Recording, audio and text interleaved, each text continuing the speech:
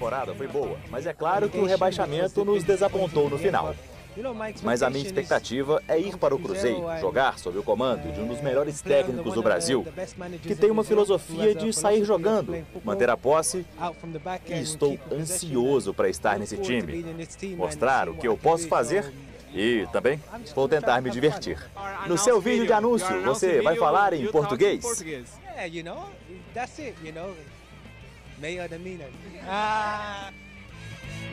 Aqui, jornalistas de Minas Gerais, foca em mim aqui. Pode ir treinando o inglês, viu? Porque para conversar com o Bolassi vai ser no inglês, pelo menos por enquanto. Já recebi a informação que ele pediu uma professora particular de português. Adoro quando isso acontece. O cara chega de fora, quer se entender melhor com as pessoas e quer conversar no português. Perfeito, isso tem que acontecer sempre, é assim que funciona. Parabéns, Bolassi, já está procurando a professora para você, vai dar tudo certinho aqui em Belo Horizonte. Daqui a pouquinho você já está pedindo um cafezinho e um pão de queijo, tá bom? Então fica tranquilo que vai dar tudo certo. Mas jornalistas, a primeira coletiva vai ser toda em inglês. Claro que vai ter lá um tradutor para facilitar para a turma, mas o melhor é dar uma estudada no inglês para não passar sufoco, eu que o diga. Então vamos lá, seguindo. Valusão, curtiu? Pelo menos na simpatia já é nota 10. Esse aí não tem como negar. Que simpatia, que gracinha que o Bolassi é. É uma figura realmente, né? O Bolassi que fez um bom campeonato brasileiro, individualmente falando, pelo Criciúma. Claro, vem com a responsabilidade de fazer parte do Cruzeiro. Não vem para ser protagonista, né? Mas vem para ser uma opção ali, um jogador de velocidade. Uma característica que eu acho legal do Bolassi é que mesmo nesse rebaixamento dele contra o Criciúma, nos jogos grandes, né, contra adversários muito importantes, ele encarou da mesma forma, tá? Ele tem essa forma muito comunicativa de tentar, sobretudo nas redes sociais, no Twitter também, é muito ativo o Bolassi, mas dentro de campo ele acho que até se transforma, ele não vira essa figura, claro, ele tem situações, a mania de driblar ali, girando, o drible também, que ele passa a mão no gramado e vai para cima dos adversários, mas ele é um cara que tenta realmente jogar o futebol com uma coragem. Vai encarar esse desafio do Cruzeiro, repito, eu estava de férias ainda, foi uma contratação que me pegou de surpresa, mas é um jogador que não acho que vem para ser o protagonista, vem para ser uma opção desses jogadores realmente de velocidade, de um contra um chato, contra o Cruzeiro nos 2 jogos no Campeonato Brasileiro. Ele deitou em cima do William, essa que é a verdade, e o William fez um grande Campeonato Brasileiro, deitou em cima de outros marcadores também. Vamos ver o que ele consegue apresentar no Cruzeiro nessa temporada 2025. Ele que conhece o Matheus Pereira. Fica interessante você imaginando uma situação de jogo ali no segundo tempo, o Matheus Pereira permanecendo no Cruzeiro. Ele é um cara para explorar muito uma coisa que faltava ao Cruzeiro, espaços vazios, né? Tendo o Matheus Pereira de preferência para achá-lo no campo, vai ser interessante ver mais essa opção que o Cruzeiro criou para 2025. Gostei da contratação, eu estava de folga quando ele foi contratado, não pude falar a respeito disso, mas gostei, acho ele incisivo, acho um cara que corre, que tem uma beirada muito incisiva. Gol, ele não tem dificuldade com fazer gol. Isso, uma beirada incisiva e à frente do gol consegue seus gols, é importante, mas o penúltimo passe dele, né, ou o último passe para assistência também são importantes dentro de um elenco e o Cruzeiro acho que foi certeiro nessa contratação aí, acho que vai ser importante para o elenco, Tá? Um personagem que entrega e leve, mesmo ainda sem falar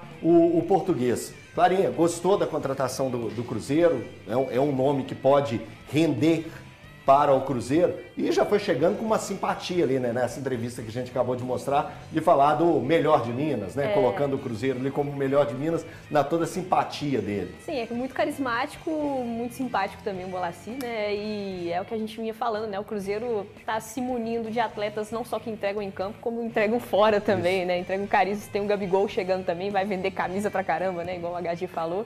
Enfim, eu acho que é uma ótima opção, como o Valu mesmo falou, né, para explorar os espaços e tendo tendo, né, já esse contato com o Matheus Pereira, eu acho que facilita muito também. Apesar de, nesse primeiro momento, o Bolassi não chegar como o grande nome, né, a grande contratação para o ataque, eu acho que ele tem muito, sim, a crescer em números e em desempenho de jogos também, conforme ele chega num time mais preparado também, como tem o próprio Matheus Pereira, né, para dar aquele passe. Acho que ele pode melhorar bastante, né? Porque já se destacou numa equipe muito limitada, como é o Criciúma. Acredito que dentro do Cruzeiro, com boas opções, né? Ainda tendo ali a ajuda de outros atacantes, né? Como chega Dudu, Gabigol, enfim. Acho que tende a crescer muito os números do Bolassi, sim. É uma boa contratação na minha visão, mesmo que seja para compor elenco. Acho que o Cruzeiro mandou muito bem nessa. Tiagão, isso é muito importante, né? Isso que a Clara chamou a atenção. O Bolassi, ele se destacou na equipe do Criciúma com uma equipe que tem uma qualidade técnica muito inferior dessa que está sendo construída pelo Cruzeiro. Então, a expectativa é que quando ele venha a ser usado pelo Fernando Diniz, ele entregue. Sim, eu acho que ele não chega somente para brigar por posição. Acredito que ele foi comprado, adquirido, né, para o Cruzeiro com essa principal opção, mas eu acho que o Bolassi é aquele jogador que ele vai entrar em quase todos os jogos, né, pelas características que ele tem e principalmente, né, se o Cruzeiro concretizar aí a contratação. Não, já concretizou na verdade, né, o Dudu, mas tem outros nomes. O Dudu não vai jogar todos os jogos, o Cruzeiro precisa de outros pontas. Então acho que ele é aquela opção que o treinador e também o torcedor, o jogo que, por exemplo, o Dudu não estiver disponível, ele vai entrar e o torcedor não vai torcer o nariz ali, né, ele vai ficar tranquilo porque é um jogador que pode entregar. Então acho que ele tem muito a contribuir pelo Cruzeiro, apesar da idade de 35 anos, é um jogador que se cuida, a gente viu nesse Campeonato Brasileiro que esteve presente em vários jogos, então essa questão da idade não é um agravante, é um jogador que fisicamente, até pela história dele nos outros clubes aí pela Europa, se contundiu muito pouco. Eu acho que sim, é uma contratação que surpreendeu boa parte, né, da imprensa e dos torcedores, mas caiu aí nas graças de todo mundo. E o jeito dele ali já é o jeito mineiro, né? Um jeito feliz. Quando comeu pão de queijo, então, o homem vai ficar rindo o tempo inteiro. Ele que aprendeu a falar, a primeira palavra em português foi suco de abacaxi, né? Suco de abacaxi. Pela forma que o garçom atendeu. Imagine o que vai ser o Bolassi em Belo Horizonte, nós com toda a nossa fama, né? De atendimento, hospitalidade. Eu acho que pão de queijo e cafezinho... Virou meme, né? Ele tomando suquinho de abacaxi. Isso, acho que cafezinho, pão de queijo é coisa de 2, 3 meses no máximo, viu, Jefferson? Sim, não, daqui a pouco ele já está entendendo o tanto que a gente fala trem. O trem. Ô, Jefferson, você falou no início da sua abertura, você falou sobre a pressão que gera ao Atlético as contratações do Cruzeiro. E mais uma, né? A questão dessa movimentação, principalmente ofensiva do Cruzeiro, acaba gerando uma pressão e mais um bom nome, né? Que a gente viu dentro do Campeonato Brasileiro. Bom nome, o Bolassi é um jogador de experiência internacional. Ele fez praticamente todos os jogos na temporada pelo Criciúma. Ele jogou 34 partidas, fez 8 gols e 4 assistências. E é um jogador que ele pode flutuar no ataque, né? Ele tem a possibilidade, por ser alto, de jogar como centroavante, não é sua principal característica, mas pode chegar ali. Pode jogar com ponta esquerda, onde jogou a maioria da temporada pelo Criciúma, e pode também jogar pela ponta direita. Ele tem potencial, ele sabe sair com bola, tem uma boa finalização. Assim como o Thiago e os dois Thiagos falaram, né? O Valu e o Thiago Silva. Eu acho que ele é um jogador que ele não vai chegar assim para ser titular, mas eu acho que ele vai ser bastante utilizado, porque ele tem histórico baixo de lesões, é um cara ali que se cuida, né? Parece um cara que tem um físico bacana, então acho que é uma boa contratação do Cruzeiro, sim. Então, dito isso, mais um. Se aproxime, vem para cá, vamos bater um papo, vamos colocar as coisas do Atlético para falar diretamente com o torcedor. E o Jeves elogiou o Cruzeiro e eu elogiei novamente. O Cruzeiro está muito pertinho, bem pertinho de anunciar o Fagner. Pô, gente boa, de uma tranquilidade, nunca agrediu ninguém, de graça. Valu, queria saber de você, aprova o nome do Fagner? Não seria um nome que eu traria para o Cruzeiro, o Elton, porque o Fagner não vem... Eu gosto muito de olhar o cartaz do jogador, qual que foi o último recorte dele, né? Ele atuou 41 vezes pelo Corinthians, jogador de 35 anos. Foram 12 amarelos e uma expulsão. O Fagner, recentemente, numa matéria do UOL, ele foi eleito por jogadores de futebol, e aí não é opinião de técnicos, nem opinião de jornalistas, é opinião de colegas de profissão do Fagner, ele foi eleito o jogador mais violento, né? O Fagner, ele tem condições, eu acho ele tecnicamente um bom jogador, ainda aos 35 anos. Fisicamente é que é a questão, ele perdeu espaço no Corinthians para o Mateuzinho, que é um lateral direito ok. O Flamengo não fez o menor esforço para ficar com esse jogador diante da proposta do Corinthians, e o técnico do Corinthians acabou falando que não o Ramon, que não contaria com o Fagner, enfim. Então o último recorte do Fagner não é bom, inclusive num dos poucos jogos que ele participa, contra o São Paulo, ele pisa no tornozelo do Caleri e acaba sendo expulso. Talvez o Corinthians perdesse aquele jogo, mesmo jogando 11 contra 11, mas acaba sendo afetado. Bom, a gente tem que falar de um outro aspecto, né? O Cruzeiro não tem um lateral reserva há 2, 3 anos, basicamente. E num recorte, o fato é que o seu lateral direito não pode jogar 60 jogos na temporada. Ou melhor, pode, mas ele não vai conseguir render 60 jogos. O William, de 64 jogos que o Cruzeiro teve na temporada 2024, o William atuou 60 vezes, sendo que dessas 60 vezes foram 48 jogos de 90 minutos. É humanamente impossível você querer que o William, que comece a temporada e o Campeonato Brasileiro, termine jogando o Brasileiro da mesma forma que ele começou. Não tem jeito. E aí é responsabilidade de você não ter reservas. Com todo o respeito que merecem os jogadores Elivelton Palacios e Wesley Gasolina, eles eram espectros, na verdade, da lateral direita.